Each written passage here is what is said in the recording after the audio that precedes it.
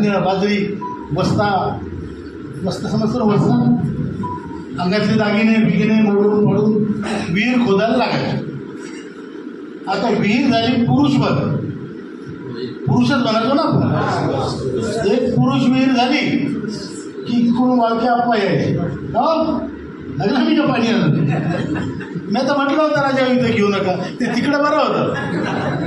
आता तुम्ही इतके पैसे घालून बसले एक पुरुष विहीर खोदली आणि आता ज्या लोकांना तुमच्या विहिरीत इंटरेस्ट नाही ते येऊन तुम्हाला म्हणणार अरे अरे अरे का खडकलाला वाटतं अरे अरे आता कधी जाणार आहे ज्या सोडून शेततळ करा. बरोबर आहे का. ज्या लोकांना तुमच्या पराक्रमावर विश्वास नाही ते लोक येऊन तुम्हाला सांगतात की हा निर्णय चुकलेला आहे. विनाकारण खोदत बसले इथं. अहो त्याच्यापेक्षा बोर घेतला असता काहीतरी आयडिया. बरोबर आहे. पूर्वी बोरची सुविधा नव्हती आपण. मग असं करत करत आपण आशेमारी ती विहीर खोदत राहतो. रोज देवाच्या पाया पडतो म्हणतो आता पुढच्या कुदळीत ते नक्कीच पाणी लागेल. बरोबर आहे. मग या बाबाकडे जा त्या पीराकडे जा त्या महाराजाकडे जा पाणी लागेल का. आणि तेही म्हणतात हा लागेल. आपल्या पराक्रमावर विश्वास ठेवून आपल्यासोबत जे लोक येतात त्याच्यावर विश्वास ठेवून आपल्यावर विश्वास ठेवणारा एखादा पाहुणा एखादा मित्र सापडतो की भाऊ माझं 10,000 रुपये जाईन खन. बरोबर आहे ना.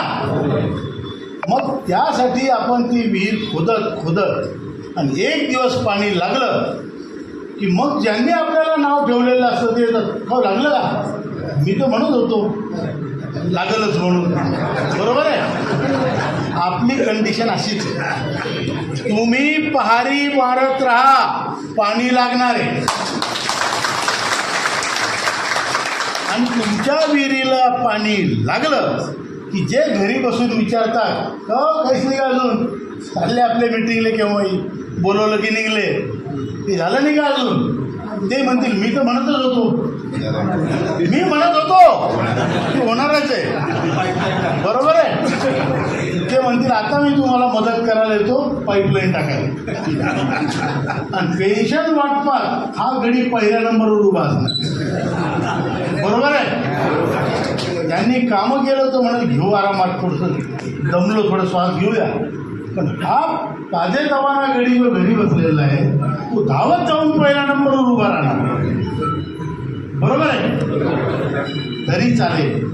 त्याने पहिल्या नंबरवर उभं राहिलं आणि त्यांनी पहिली पेन्शन घेतली तरी चालेल. पाणी एकदा विहिरीला लागलं की ते पाणी कुणीही पिलं तर आम्हाला आनंद. बरोबर. ते पाणी माणसंच काय जनावरांनी सुद्धा सुखी व्हावं शेतीसुद्धा फुलावी अशी आमची इच्छा आहे. म्हणून ही विहीर खोदण्याचा कार्यक्रम आपण सगळे मिळून करतो. कोणाची कुदळ आहे कोणाचं फावडं आहे कोणाचं टोपलं आहे कोणाची मेहनत आहे कोणाची दोरी. पण विहिरीला पाणी लागल्याशिवाय थांबायचं नाही. आणि तुम्हाला हे सांगतो विहिरीला पाणी लागल्यावर बाकीचे पाहायला येतील प्यायला येतील. ज्यानं खोदलं त्याचं जे समाधान आहे त्याचा जो घाम त्या मातीत पडलेला आहे त्याचा आनंद काही वेगळाच असणार. आपलं काम होणार आहे लवकरात लवकर होणार आहे. आता जर समजा हा भारत पाकिस्तानचा प्रसंग नसता तर मी तुम्हाला गॅरंटीने सांगितलं असतं 1 महिन्याच्या आत तुमचं काम होतं.